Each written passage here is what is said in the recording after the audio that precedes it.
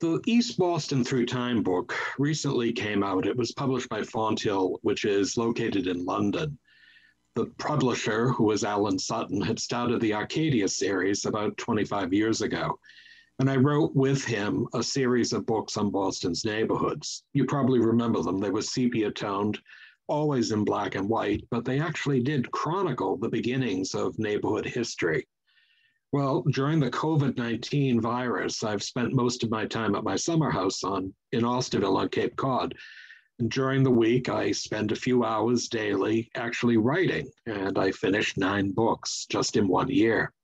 The Through Time books were an important feature because they began to chronicle again the neighborhoods of the city. So with Back Bay, Beacon Hill, Allston and Brighton, as well as East Boston and Jamaica Plain, we realize that these books will be some of the series that will eventually be in broadcasted 20. But I've also done a series of books that are actually called Traditions in Boston. And over the last 2 years, I've not only done Christmas traditions in Boston, Thanksgiving traditions in Boston.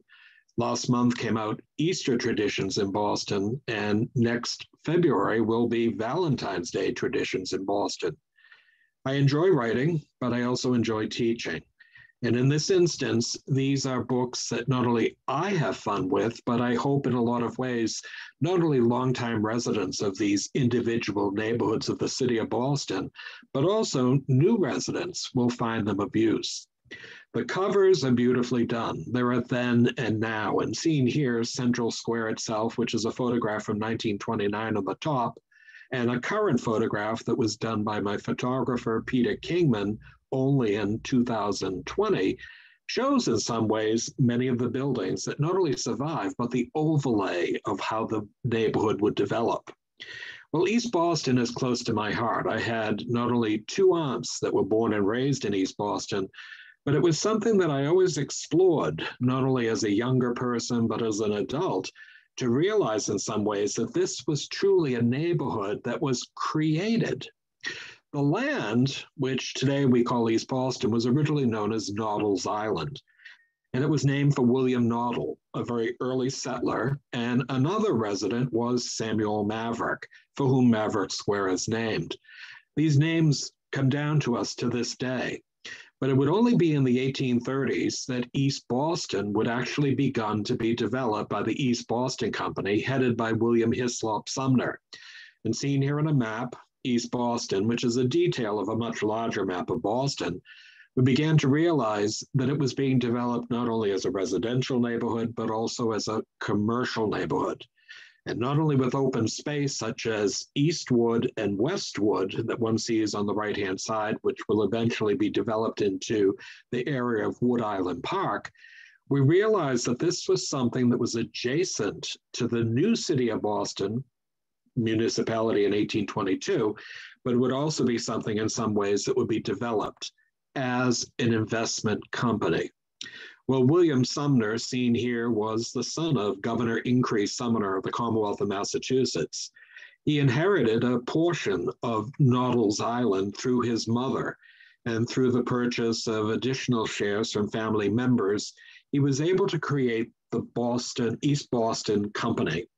And in this period, between 1833 and 1834, he would lay out a series of grid streets and squares that included new neighborhoods such as Maverick Square, Jeffreys Point, Central Square, and of course the area that would eventually lead to Hogs Island, or in the 20th century, what we would call Orient Heights.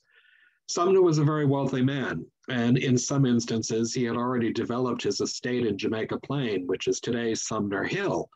But in this instance, we began to see East Boston in the 1830s with a population of 8 people in 1834, tremendously increase, so much so that by the time of 1865, there were 20,572 residents.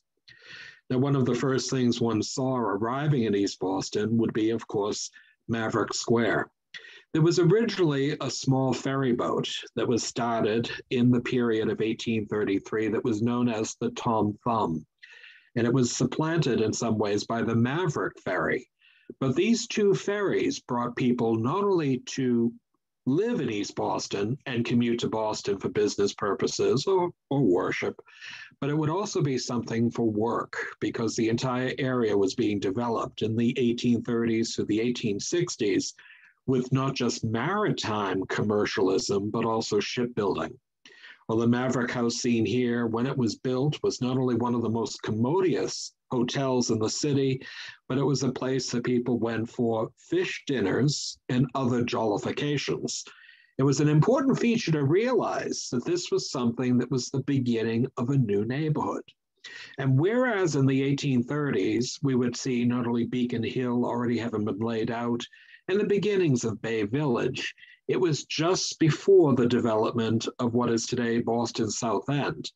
So these two developments, East Boston and the South End, were almost contiguous. And in many instances, it wasn't just a place of residence, but it would also be a place of worship. Many of the early residents of East Boston were of both Yankee stock as well as Canadian. And the first church was the Maverick Congregational Church, seen here, that was at Maverick Square. Directly to the left, you can actually see this is something that was a much larger church. It was a Roman Catholic church that was dedicated to the patronage of St. Nicholas. But of course, today we realize in some ways that this is something in the 1830s and 1840s for a small population of a group of people that were investing in the East Boston Company, that East Boston itself would begin to expand. Well, it wasn't just places of worship, it wasn't just residences, but it was also places of entertainment. And Lyceum Hall was actually a place that was at the corner, as you can see here, of Maverick Square on the right and Sumner Street. Originally, this was the Maverick Congregational Church's second place of worship. And when they built a much larger church at Central Square, this was turned over to become a lyceum. A lyceum was a place where many people would go for learned lectures, but it was all sorts of entertainment. And you begin to realize, along with the East Boston Savings Bank, just seen to the right, which was a very light granite, and of course the Sturtevant House in the distance, that this is something that was actually taking place in less than 30 years. Residentially, East Boston was growing by leaps and bounds. As I had said, it went from 8 people in 1834 into 20,000 by 1865. Here, a row of red brick 3-story row houses, which shared a sign of not only height, setback, and building material, which is a form of zoning, would actually be built on Meridian Street on the left and Chelsea Street on the right. The building still stands, but it's a great example of a very comfortable row of houses that would have been built in the 1840s, much like what we saw in Boston's South End. Well, in that instance, many of these buildings themselves that survive to this day give testimony to the aspirations of the new residents and, of course, the trustees of the East Boston Company. This building, which is at 222 Webster Street, is a great example of an early duplex house. Originally, it would have had 2 doors in the very center, and it would have actually have had 2 floors on either side. But the concept was it was changed in the 1920s by the Boston Public Library to become the Jeffreys Point branch of the Boston Public Library. Today, it's a 2-family house, but it's a great example of the houses that would have been built in the early decades of the 19th century. And of course, one of the ideas is that in some ways, much like other neighborhoods of the city of Boston, streets such as Sumner Street would not only be laid out with residential development, but of course ecclesiastical. And we see Our Lady of the Assumption Church on the right-hand side. But it was also something that the streets were lined with trees, a very important feature. And actually, there would be a tree warden for East Boston, as there was for the entire city. Well, in this instance, many of the buildings that still survive have been shorn in some ways of much of their architectural details. Monmouth Square, which was actually an open area on Eagle Hill, is a great example of how something was envisioned to emulate much of like the South End or even Beacon Hill, such as Pemberton Square and Lewisburg Square. There would be an open green in the foreground, and large houses and places of worship sat on the sides and facing it. Well, this was something that was not just a beautiful house, but it was the home of Governor Bates, who was not only governor and a former member of the Boston Council in the period of the late 19th century, but it would later become the Strong Hospital. Looking at it as it survives today, shorn of some of its details, its prominent siting was an important feature, as was the Universalist Church on the right-hand side. All Souls Universalist Church was something of the typical Protestant denominations, of which there were upwards of 6 by the turn of the 20th century. So by that period, East Boston was not only embracing the aspect of a diverse Protestant religion that went the gamut from not just English, but also Scottish, Welsh, and of course Irish, but Roman Catholic churches. So in some instances, this development was a major feature of East Boston. But there were people that chose East Boston as a place of residence, as well as their place of employment. And Donald Mackay, who was probably the greatest shipbuilder in 19th century United States, not only built his house, as you can see here at 80 White Street on Eagle Hill, but just at the foot of the hill on Border Street, facing the water, would be his shipyards. And there he would build such ships as the Anglo-American, the Daniel Webster, and the Ocean Monarch, many of these ships which actually traverse the entire globe as something that were not just trading ships, but also used between England and Ireland and Boston for much of the immigrant trade of the 1840s to the 1860s. Of course, not everybody lived in a grand mansion, just like today. But we also see streets such as Princeton Street, one of the streets of Eagle Hill, that would be developed with a very simple wood-framed middle-class house. And this was the home of Dr. Carlista Stone. And you can see her seated in the oriel window on the second floor. These houses, which were built between the period of about 1860 and 1880, were indicative of not just single-family, but duplex houses that were being built for the surging numbers of new residents. You had to realize in 1865, as I had said, there were 20,572 people. But by the period of 1900, there were 43,478 residents of East Boston. And by that period, at the turn of the 20th century, yes, there were many descendants in the second and third generation of the people who had moved here in the 1830s, 40s, and 50s. But East Boston also had a very large Jewish population, along with places of worship, as well as the beginnings of an Italian-American community. And the streets that were developed not just for large houses and row houses, but also, as you see here on Lexington Street, a group of carpenter-built houses that were developed for speculation would actually allow people to live in comfort in their own home, tree-lined street, and as you can see here, a streetcar that would connect Meridian and East Eagle Streets in such a way that they could connect to Maverick Square. Ease of transportation was something that brought many people. And by the early part of the 20th century, not just Eagle Hill, but the entire aspect of East Boston was beginning to see the introduction of the three-decker. Introduced in the 1880s in Dorchester, the three-decker was built in wood, much like the 3- or 4-story red brick swell bay facade row house of the early 1840s and 50s in East Boston and the South End, would now be introduced in such a way with grand three-deckers, medium-priced and very inexpensive. And seen here, this is called the Wedding Cake House on Meridian Street, which today has recently been repainted and is a great example of the divergence of architectural styles that were available for people of all walks of life. Well, with the influx of many diverse immigrants to East Boston in the late 19th and early 20th centuries, and a new and far more diverse wave of immigrants in the late 20th century, the need for multifamily housing was tremendous. And the formerly single-family houses were subdivided and tenements were constructed in the older parts of the neighborhood. The housing would embrace the red brick row houses of the 1840s, to wood three-deckers and brick tenements that were built to house the new residents. And as you can see here, the population would grow to 62,377 by 1915.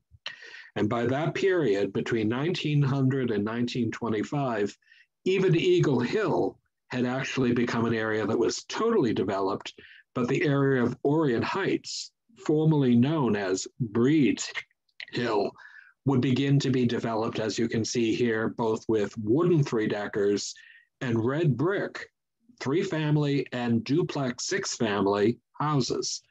This is a great example in some ways by the period of 1915 when this photograph was taken, and we're looking towards Breed Street, and we realized that this was the ideal. It was accessible, available, and many people who began to live in East Boston at this period of time were first or second generation immigrants. Seen here in a map of Boston, and this is roughly 1857, it's Mitchell's map, was something that showed Boston proper in the very center, an 800-acre peninsula that really hadn't changed very much since the 17th century. But in the period of the 1860s, Boston began to annex formerly independent cities and towns that surrounded Boston. In 1868, the city of Roxbury. In 1870, the town of Dorchester.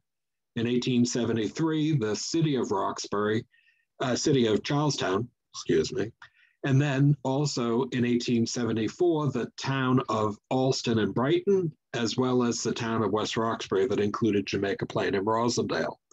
Well, seen here on the upper right, East Boston was never annexed. It was part of the town of Boston as early as the 1630s, but it became an East Boston Company development of the 1830s. And in that instance, by attracting people who not only would move to the neighborhood and possibly build a house or rent property, as well as seek employment, one began to see many of the new buildings being constructed, such as Most Holy Redeemer Church, the oldest Roman Catholic church in East Boston. It was designed by Patrick Keeley, and not only did it replace the original Maverick Congregational Church, which is to the right, but this was designed by Patrick Keeley, the foremost Catholic architect in the United States. He designed the Church of the Holy Cross, which later became the cathedral in Boston South End. So not only was he an architect that was being solicited by the Archdiocese, but he would also design Our Lady of the Assumption. And seen here, which is actually a magnificent Romanesque-style church, was built in Jeffreys Point on Sumner Street.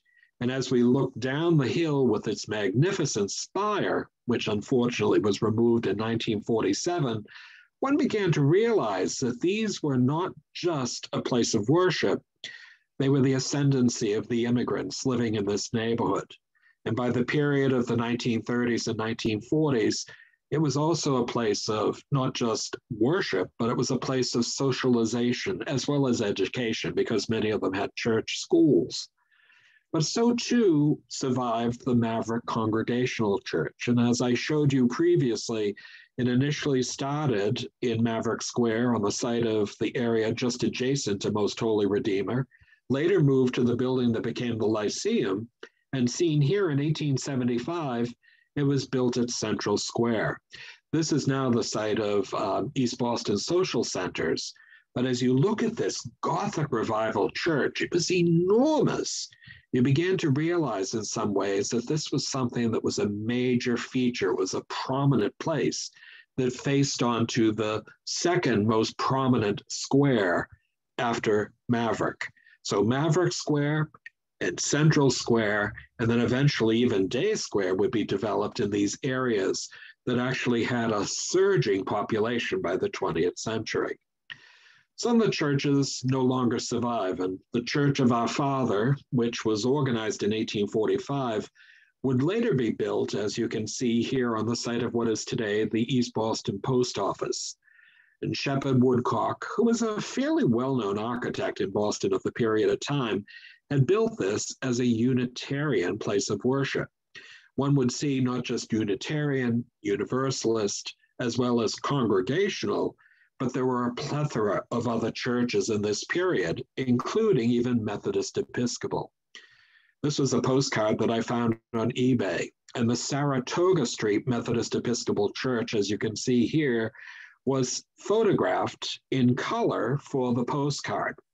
This was something in some ways that many people began to realize that this was a major feature, the diversity of religions and the large number of people that lived in a community to support them.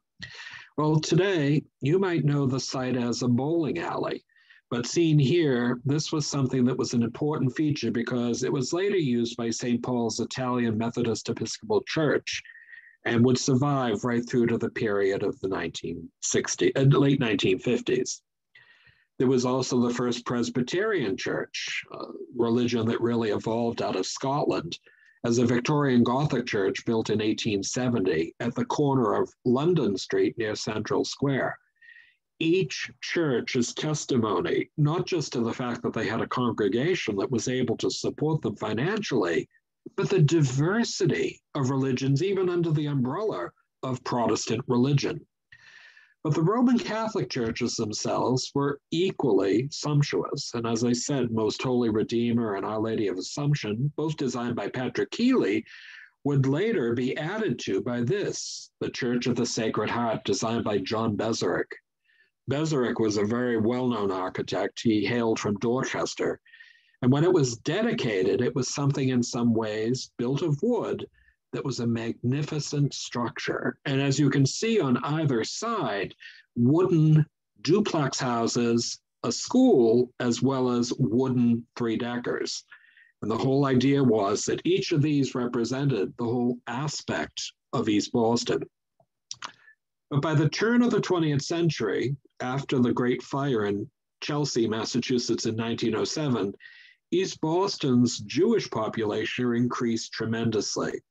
There were over 7 temples and shuls in East Boston in that period.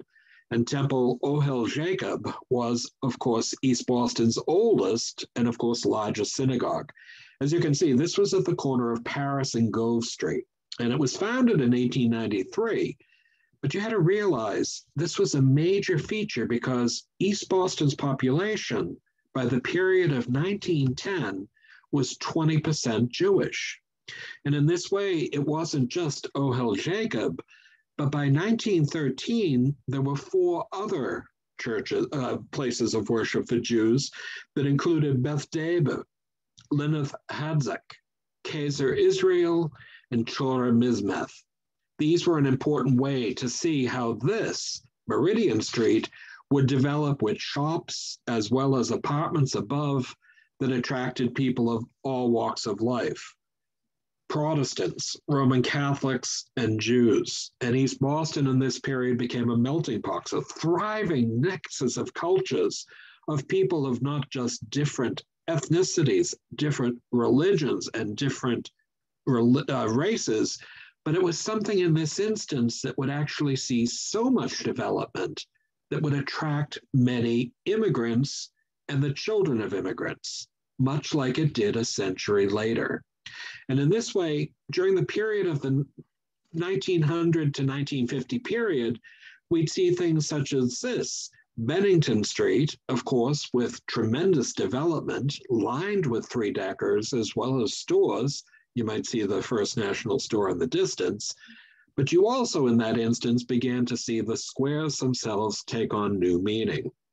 Well, Maverick Square was primarily an area that was transportation.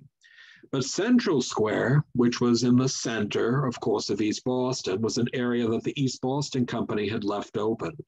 And on the right-hand side, there was a green or a park that still today survives and beautifully laid out with trees. But if you look in the trees, you might see the spire of the Maverick Congregational Church. And of course, looking down, you began to see in some ways that these were grid patterns of streets that connected one area to another. Granted, because of the configuration of Noddle's Island, the area didn't see every street connect to one another. But this was an important feature because by 1900, when this photograph was taken, The area itself was largely built up, residentially and commercially. And seen here at Central Square in a postcard of about 1910, it really is the junction of a series of streets: Meridian Street, Porter Street, Bennington, Saratoga, Border, and Liverpool streets. And of course, we see on the left-hand side, which still stands, surprisingly, and on the right, the Walcott and Company department store.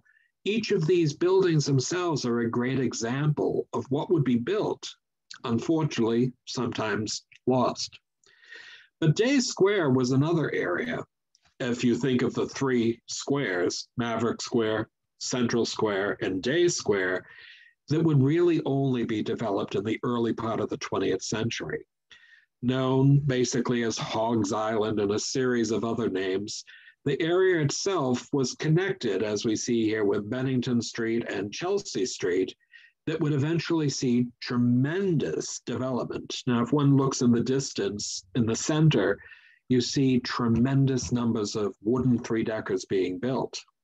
In the foreground, it's a place that had, of course, places of residence as well as commercial shops. But Day Square itself was something that was a major feature because it would lead on north of course, this area into Orient Heights. We're seeing here in a photograph of the 1940s, Day Square is truly the intersection of Bennington and Chelsea streets. And it was named for a man named Frederick Day. He had been a member of the Boston Board of Aldermen, or what today we call the Common Council, or the basic group of people that run the city, that are in some instances a great example of the people who serve. Of course, he died in office, and this was named for him. But Day Square itself had not only places such as the First National Store on the left-hand side, now part of Sereno's, but you also saw on the right-hand side that actually would have small shops. But look very closely at the center. This building still stands. And when it was built, it was known as the Modern Restaurant that actually had apartments directly above, but most of us know it as the beloved Javelli's. This was something in a lot of ways in the period of the 20th century that many families were coming to. They were establishing not only businesses, but in this instance, a restaurant of Italian-American food, and the Modern was something that was a major feature. It survives to this day. But if you look to the left, with the ascendancy of the automobile, the Esso station itself is a great example. It's the Capital Auto Parts and Machine Shop that would actually sell the Esso gas.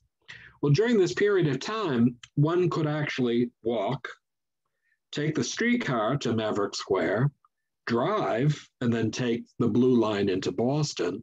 And you began to realize that in the 20th century, this was one of the most conveniently laid out as well as accessible neighborhoods of the entire city.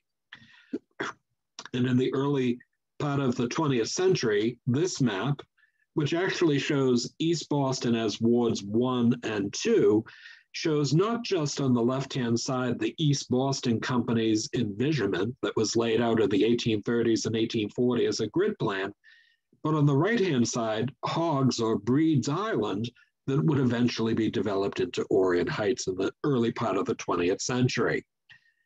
Residential development was paramount, but most of the land on the waterfront itself either had piers because of the mercantile trade, or it had commercial concerns, many of which were associated with the maritime industries.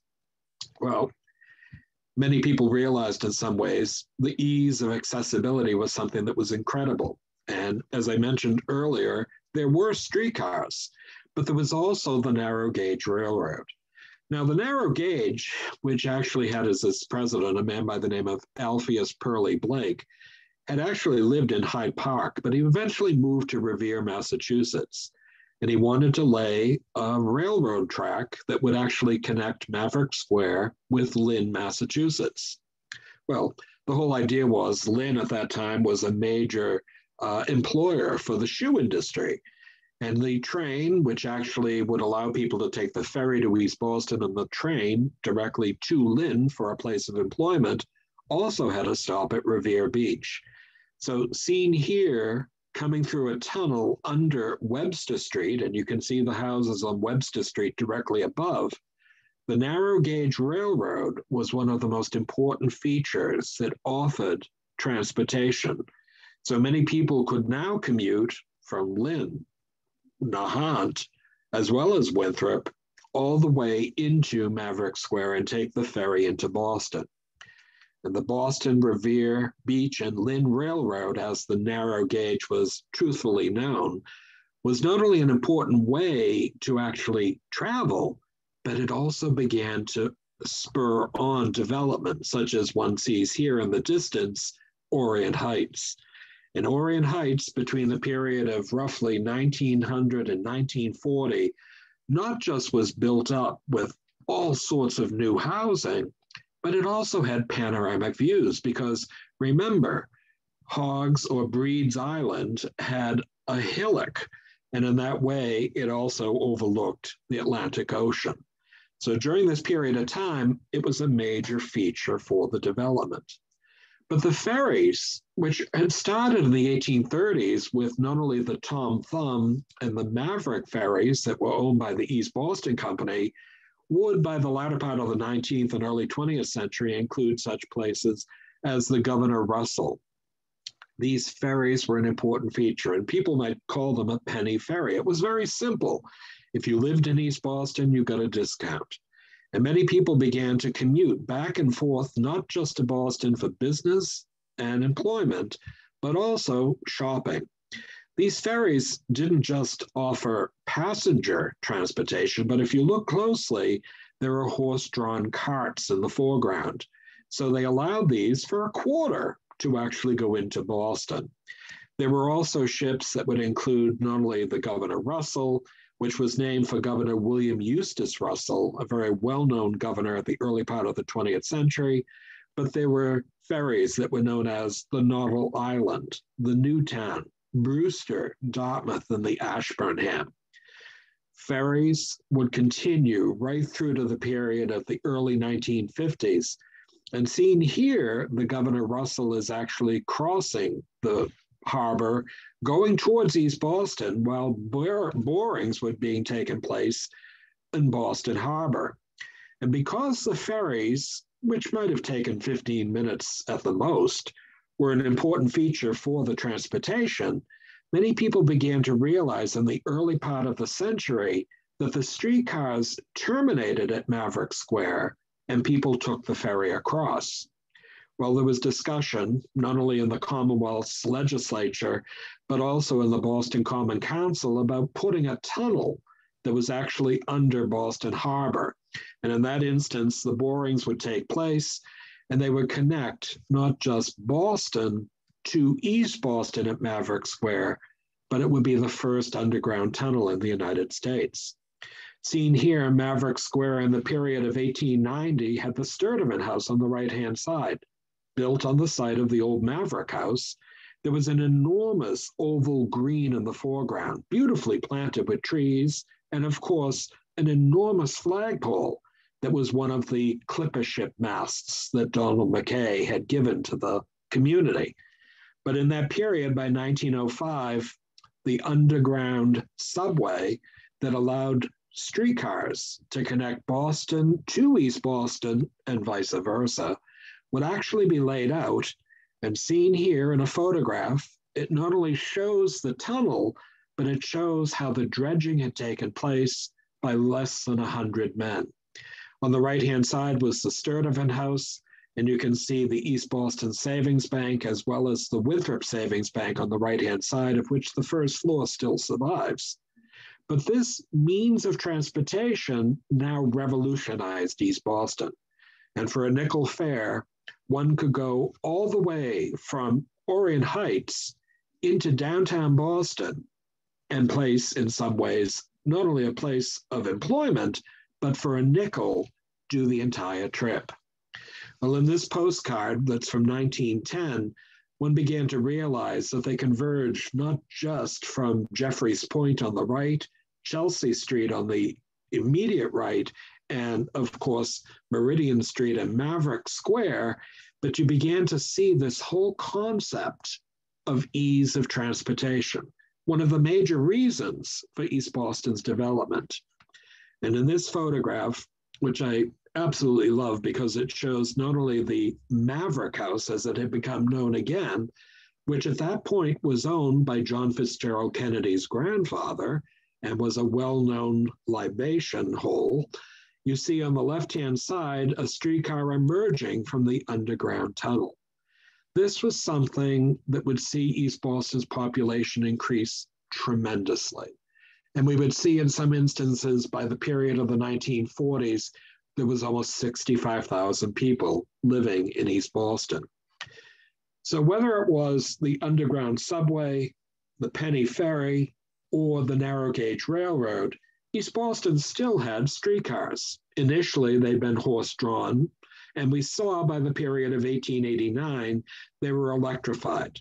This is Lexington Street, and we see that it's not only connecting East Boston's neighborhoods, but as you can see, it actually would continue on to downtown Boston. These streetcars were an important feature, both in summer and, of course, open airs with, of course, awnings, but they were an important way to realize they traversed the entire neighborhood. This was another photograph I found on eBay, and I was very fortunate. It's Jeffrey's Point, and you can see that this is streetcar 2067. This is 1905, and it's crossing the tracks of the Grand Junction Railroad. The railroad crossing itself was an important feature because that was the narrow gauge that eventually became the Grand Junction. But the whole idea was houses in the background built of wood, on the left-hand side built of red brick, and of course the spire of Our Lady of the Assumption shows that all of this had taken place in less than 75 years. And by the period of the 1930s, early 1940s, a Maverick-bound streetcar that's actually in the area of what is today Orient Heights at Gladstone Street shows not only the houses in the distance that go the gamut from one family, two family, and three deckers, but it's something you began to see the whole area having been developed. Well, many people today still commute on the public transportation. This is Maverick Square in 1937. Number of people, huge piles of snow, nothing ever really changes. But we see in the distance the old East Boston Savings Bank, the large granite structure, and directly to the left, only a corner of the old Lyceum Hall. Transportation also included the airport. Many, many years ago, I worked with a group of lovely people in East Boston, and we created a video that was in 5 languages. And it tried to dispel the idea that East Boston was only Logan International Airport. What we did in some ways was to show that something that we knew as a neighborhood was much more important than just one of its many attributes. Well, when the East Boston Airfield was opened in 1923, it allowed biplanes to connect Boston with places such as New York City, which actually would take 5 hours. Can you imagine 5 hours to New York? Well, the biplane was an important feature because it wasn't just for passenger service, but was also for cargo. And seen here, and you can imagine, this is the administration building of what was actually called the East Boston Airport. And on the top of the building, and this is dedication day, was a biplane. It was something that was basically a weather vane. But this was an important feature because the East Boston Airport would eventually evolve into Logan Airport, which was eventually deemed an international airport, named for General Edward Lawrence Logan. He happened to be a municipal judge of the South Boston Municipal Court. He must have had some powerful friends because even though he had served during the period of World War I, we realize in some ways that this airport was named for him and still perpetuates his memory to this day. And seen here in the 1950s, it was truly a big deal to go off and see family and friends who might be going to Europe. I remember doing that many times when I was a child. And here, many people would actually stand on the parapet looking out towards the tarmac where the planes would eventually take off. This was an important feature, but the airport is only a fragment of the entire transportation aspect.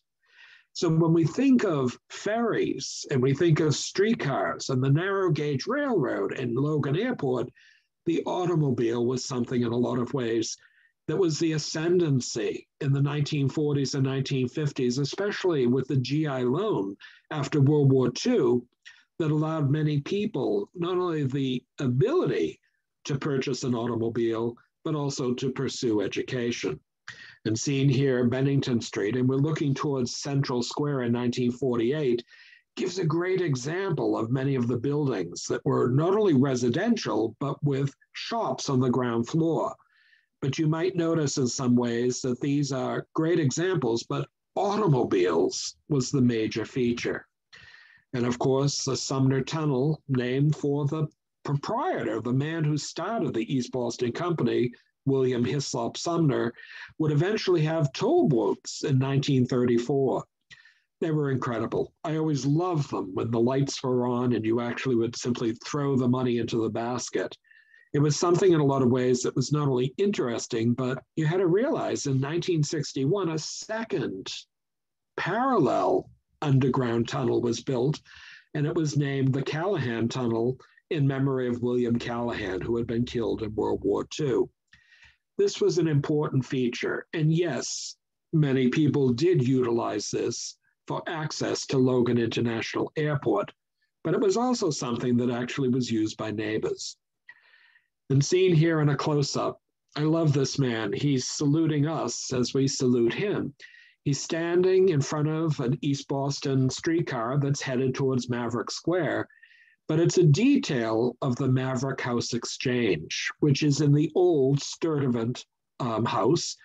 But by the period of 1910, this was owned by John Kennedy's grandfather.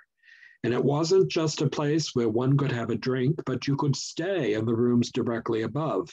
Even at that period, many ships in the 19th and early 20th century was still crossing the Atlantic with East Boston as their stop, before, of course, the Commonwealth Pier was built in South Boston.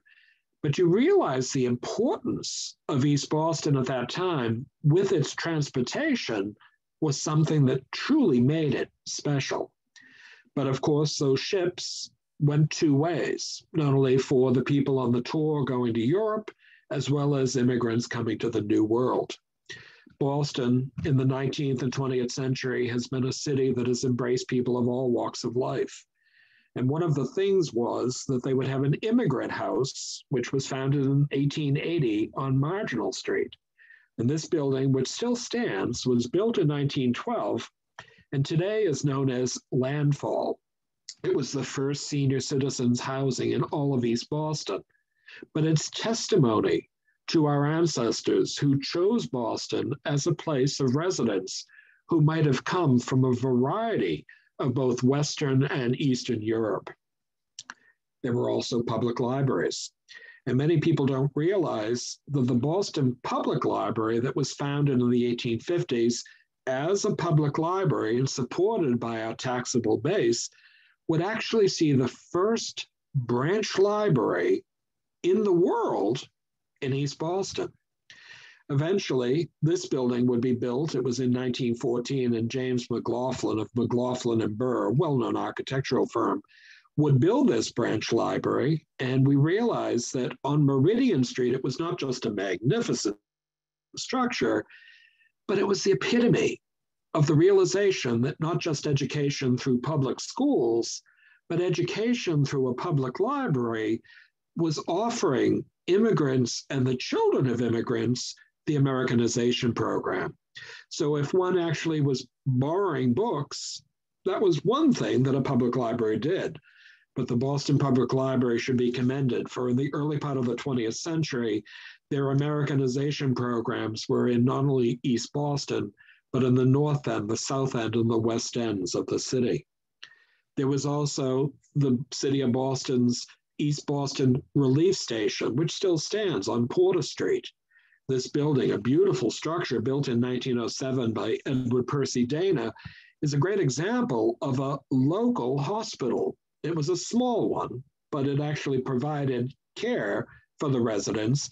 And the surprising thing was many of the doctors and nurses that were employed there spoke both Yiddish and Italian, because the preponderance was in the early part of the century that much of the population were Jewish and Italian. Well, in some instances, one of the greatest philanthropists in the entire city of Boston, George Robert White, would leave to the city a huge sum of money that would be utilized for a series of things, including health units. And the East Boston Health Unit, designed by Abbott, Coolidge, Shepley, and Bulfinch, was built on Paris Street in 1924. It's a great example of a classical revival building, but again, it was a health center. We had to realize it was everything from adults, young adults, children, and even maternal care. Today, it's part of East Boston Neighborhood Health Center. And of course, Trinity House. Trinity House was started by Trinity Church in Boston's Copley Square as a settlement house in East Boston. As early as 1917, it would offer not only afternoon courses on everything from reading and oral tradition, as well as, of course, even summer camps, but it was something that was part of a series of movements in that latter part of the 19th and early 20th century, where we saw settlement houses as an important feature that would mentor the young children through handicrafts, music, dancing, reading, and of course, field trips. Today, the building survives, thankfully, and it's been converted into affordable housing units by the neighborhood of affordable housing. And of course, the outgrowth of this type of a settlement house movement was, of course, East Boston neighborhood centers. This is actually the Central Square Center of the East Boston social centers of East Boston. And these young children point to the things that they do, such as cooking classes, play schools, social dancing, day trips, athletics, folk dancing, parents' activities, mothers' clubs, and leadership training. Well, this is an important way not only to make people part of a community, but it also in some ways shows us what our parents and our grandparents had done in some ways to make East Boston not just a place of residence, but a neighborhood. And in this way, I say, today, East Boston is so much more than just Logan International Airport.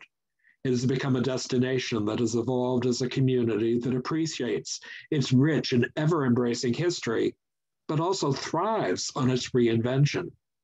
The creation of the urban wilds in 2016 was to protect urban wilds in Boston's neighborhoods and to improve coastal habitats, rejuvenate fish populations, restore soil, and use for flood control and water quality improvement.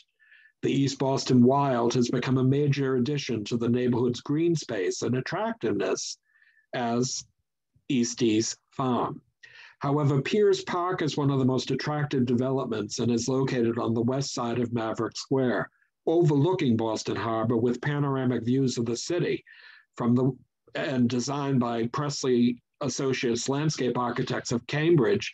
The park was developed from a once thriving piers that had fallen into disuse and was redesigned as an accessible and attractive green space on the waterfront. East Boston can claim a rich history from the early 19th century to today. It has not just Pierce Park, but it has the memory of Wood Island, the original Eastwood and Westwood laid out in the map of 1837. The whole concept of green space within a densely built up neighborhood is so important so that one realizes that not only trees and shrubs, and of course here, an athletic field that was developed in the period of the late 19th century by Frederick Law Olmsted, made East Boston the livelihood of not just people, but also a place that, seen here in the 1960s, had the mature trees that Olmsted had laid out. Neptune Road, which connected the area from its main street into a wonderful wooded wonderland, would eventually see these trees felled and, unfortunately, Wood Island added to, of course, expand Logan International Airport. Repurposing a building is an important feature, but so too is in trying to save open land. And the more densely populated a neighborhood of the city becomes, we have to realize in some ways that we have to really look at the neighborhood's ever-evolving changes and decide what is important. Well, today, East Boston continues this long tradition of diversity and inclusion. And according to the Global Boston, after the passage of the 1965 Immigration Act, it opened a new era of immigration which augmented East Boston's population with a diverse grouping of immigrants. From the 1830s and 1840s, when East Boston was largely settled by Yankees, it would attract Canadians, Irish, Jews from Germany and Eastern Europe, and Italians, who would become the major ethnic group of the neighborhood by 1920. With 23,816 residents in 1870, by 1900, there were 43,478. And over the next century, the community seemingly developed as a thriving nexus of cultures. But beginning in the 1980s, a growing stream of Southeast Asian and Latin Americans began settling in the neighborhood. The largest groups came from Central America and Colombia. Others were refugees from the Vietnam War and the Cambodian genocide. And as they settled among the older and declining white population, some of them found a mixed reaction to their arrival. Nevertheless, new arrivals continued to settle in East E in the 1990s and beyond, including newer groups from Mexico, Brazil, Peru, and Morocco. And whereas our ancestors in 1900 chose East Boston as a place of residence, so too a century later, new immigrants begin to realize not just the accessibility, but the wonderful aspects of what this neighborhood truly offers are something that make it home. Well, one of my favorite photographs is when John Fitzgerald Kennedy and his wife, Jacqueline Bouvier Kennedy, were in a parade for Columbus Day in East Boston. And as you can see, they're on Chelsea Street, opposite Santapio's, which actually offered Pickwick Ale. But if you had to ask me, Santapio's pizza is the best pizza in East Boston. Hands down, I'm sorry. But the whole idea is I've been eating it for over 60 years, and I still find myself drawn to East Boston just to sample not only a slice of pizza, but a barbecue. Well, when I wrote this book on East Boston, I had wonderful feelings. There were lovely, lovely people such as Sonny Tobby and Edith DeAngelis, both of whom are now deceased, but also Debbie Cave, many of you must know. The four of us would meet on a weekly basis when we did that video, The Light at the End of the Tunnel. 5 languages, we were proud of it. But looking at this new book, I'm even more proud of this, because what it shows is a neighborhood that's inclusive of not only us, but also our forebears and the people that will come from the future. East Boston through time is not just a photographic history, it's a history that shows our shared common goals of making a safe home that not only has a rich and thriving cultural history, but it's also something in some ways that we too can be proud to call home. Thank you. I hope you enjoyed it.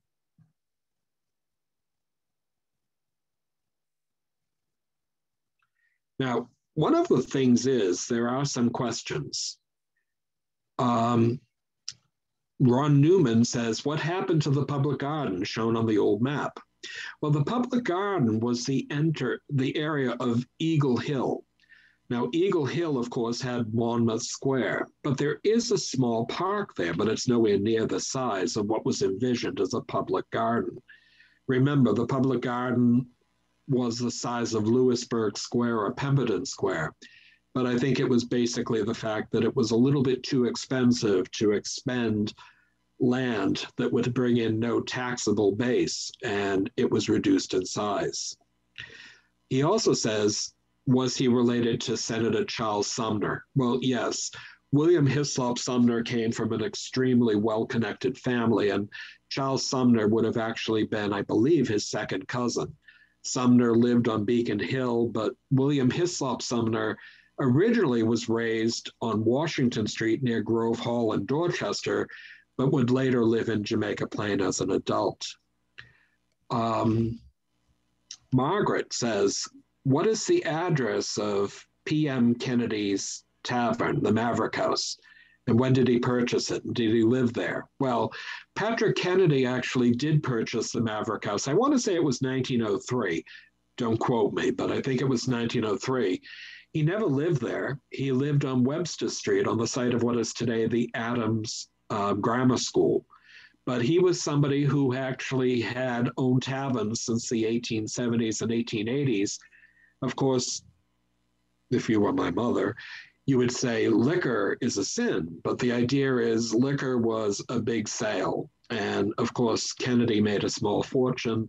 And of course, it propelled him into the Common Council, which he served in the 19th century. MJZ asks, when was the East Boston Immigration Station opened? And why was the site chosen for the station? Well, East Boston in the 19th century, beginning in the 1840s with the clipper ships, was the disembarking point before they came to Boston. Whether one was in steerage or cabin class, you realized in some ways that this was an important feature.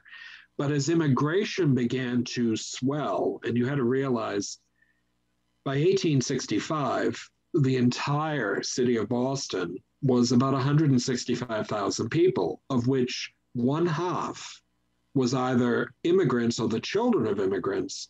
So this immigration station itself, which was eventually built in 1922 and only recently demolished, was an important feature, much like a mini version of Ellis Island. Anonymous attendee asks, is the Tobin Bridge the only access via car to East Boston? And my great-grandfather settled in East Boston from New Brunswick, Canada, with his family around 1910. Well, many people came from Canada and the maritime provinces, especially to work in the shipyards. But the idea was the Tobin Bridge is accessible for a car to come to East Boston, but so too isn't the Sumner and Callahan Tunnel. And now, of course, we have the Ted Williams Tunnel as well. But those are the only means of access. There's really nothing else. Neil Berman, I understand that East Boston was the Ellis Island of Boston. Is there any evidence of this left? Well, not just East Boston, but the North End, the West End, the South End. Boston was a melting pot from the period of 1840 to World War I. After 1924, there were immigrant restrictions, and the United States instituted quotas that allowed a certain percentage of people from each country to actually come to the New World. But yes, East Boston has all sorts of evidence of the immigrants.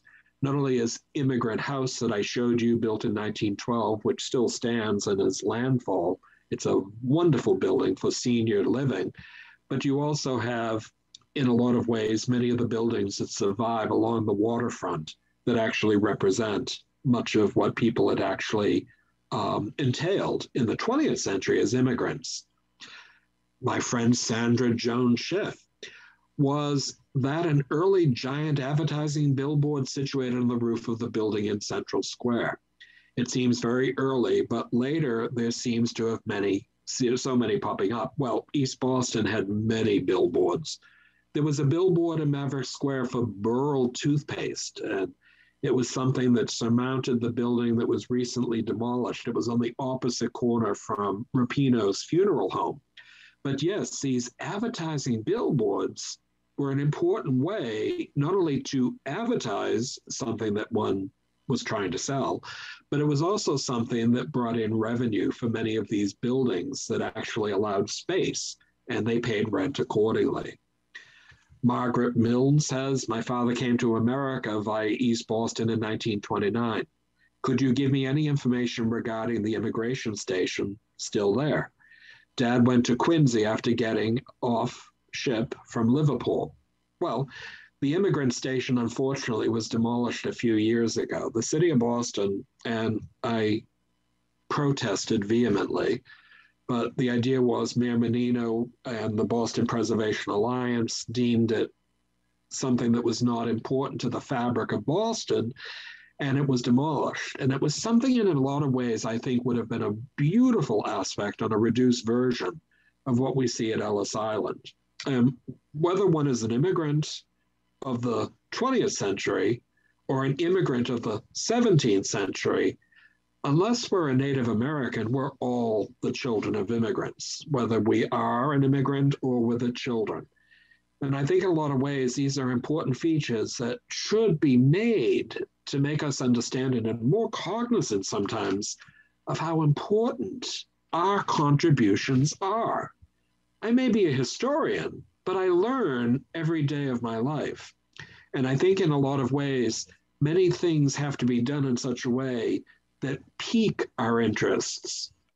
Not everything can be learned at once. And by teaching at both Boston University, Metropolitan College, and the Urban College of Boston, I've realized in some ways that very systematic approaches over a 15-week period make people more aware of that rich and ever-evolving history. Anonymous says, do you know the month in 1965 that Sacred Heart Church burnt? No. I only know it's 1965, but if I was going to take a wild guess, I'll say August. Okay, one anonymous attendee. Hi, Anthony. Thank you so much for doing this. Can you help settle a debate for me? What is the correct pronunciation of Bremen Street? Well, Bremen. And the funny thing is, people say Bremen, but it's Bremen. It's like Lewisburg versus Louisburg, or it's like tomato versus tomato. Many of us pronounce things very differently. And in some ways, the old adage is, whatever everyone else pronounces it is the way I do it. But Bremen is the way I was brought up saying it. And when did the Immigration Center stop operating, and when is it at Marginal Street? Well, the Immigration Center by World War II had really seen the last of its processing of new immigrants to Boston.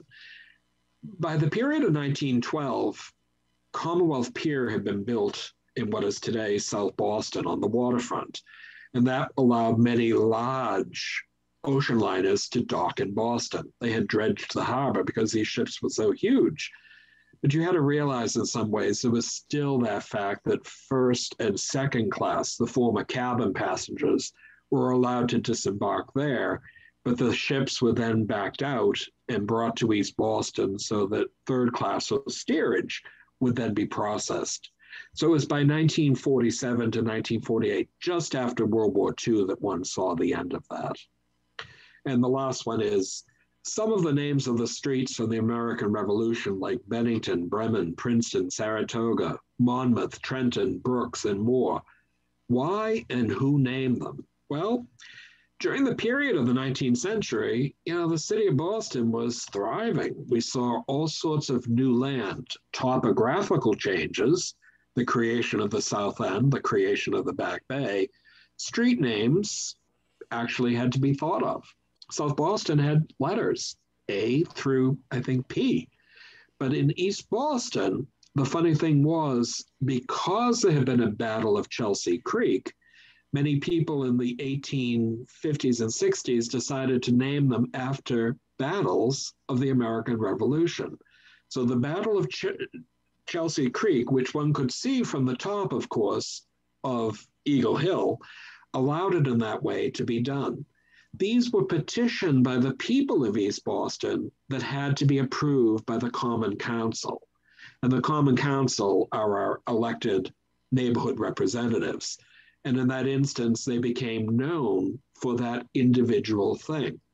But you have to realize there are also the bird streets of Eagle Hill, and you have all these wonderful aspects of that commercial trade. Well, East Boston is one of a series of these new books through time that I've done. I've had a lot of fun with them. And I think in a lot of ways, I learned so much from not just people like you, but I also learn in some ways to realize that thinking as our immigrant ancestors and the immigrants of today only differ sometimes in their place of origin, but they all strove for a better life through education and, of course, home ownership. East Boston is a place in some ways that has embraced people of all walks of life. So I hope you will enjoy this book. And if you ever have any questions, please feel free to ask. Thank you very much. Thank you so much, Anthony. And for everyone who attended. Take care. Good night, everyone. Good night.